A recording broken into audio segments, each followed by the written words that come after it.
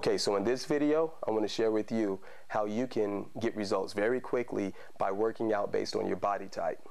All right, so if you haven't seen the video about body types, we have ectomorphic, mesomorphic, and endomorphic individuals. And there's another video related to that that explains all of those things. But let's talk about working out. It's a really quick video, but I want to talk about working out based on your body type. If you're ectomorphic, you're going to need to do larger movements like squats, deadlifts, bench press, rows, pull-ups, anything that are big, larger movements so you can stimulate your hormones, your testosterone hormones, your growth hormones, your insulin levels, and things like that can be spiked up. You're going to want to work out that way. You don't want to spend a lot of time, there's nothing, I won't say eliminate it, but you don't want to spend a lot of time doing tricep dips, which just targets one singular muscle group, or bicep curls or anything like that. You want to go for the gusto. You want to do big movements, right? You're going to disperse a lot of testosterone by doing that type of workout. Your repetitions should be around 6 to 8 reps, and that means that if they're that low, you're going to be building muscle by using heavier weights. So if you're doing 6 to 8 reps, by the time you get to that 6th, 7th, or 8th rep, you should be almost burned out, right? That means you're using heavy enough weight to make you grow.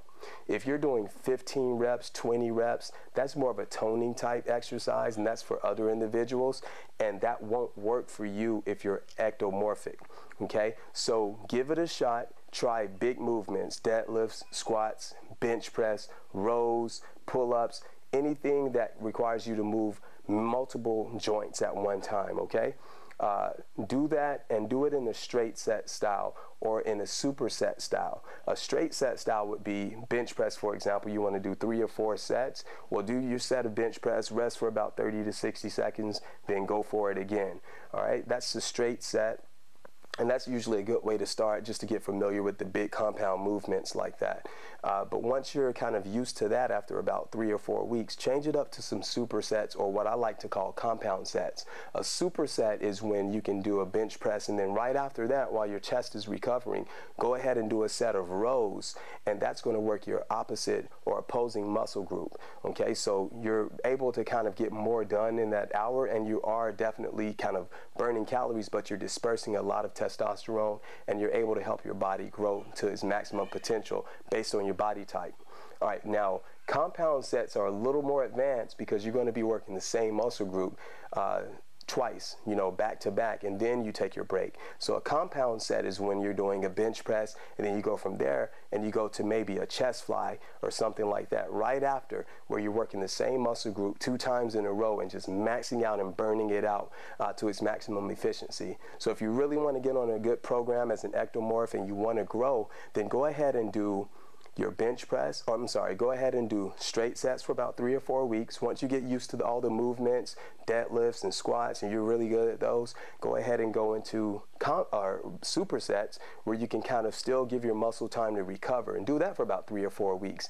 And then you get into your last 4 weeks, so overall this will be about 12 weeks, you get into compound sets. You know, after you do squats, go ahead and get on the leg press and do some presses. That's going to really help your muscles grow and stimulate, and be interested in see how much of a result you get just from changing your workout like that, because you're training based on your body type. All right, so next is mesomorphic individuals. These people, I mean, you're pretty much going to get results no matter what you do, because you have an affinity to kind of gain muscle. You have blessed genetics pretty much. You got the great genetics. So I would still say work out in the 8 to 12 repetition range and do about 3 or 4 sets. If you're just trying to maintain, you can get away with doing 2 intense sets of exercises, and you can do straight sets, as I mentioned before, with the ectomorphic individual. You can do compound sets, you can do supersets as well, and make it fun, make it creative. But with you guys, I think the 8 to 12 repetition range is good, so you're going to use a little less heavier weight, because if you continue to lift very heavy, you're going to end up growing and growing and growing.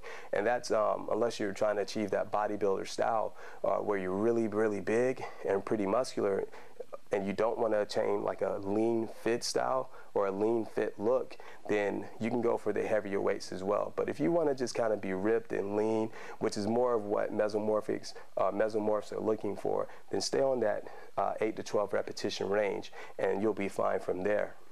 Now let's get into the endomorph.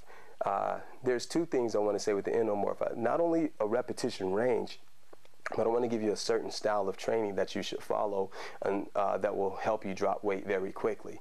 The endomorph, their goal is to lose weight. So they're going to need to do 20 to 25 repetitions, believe it or not.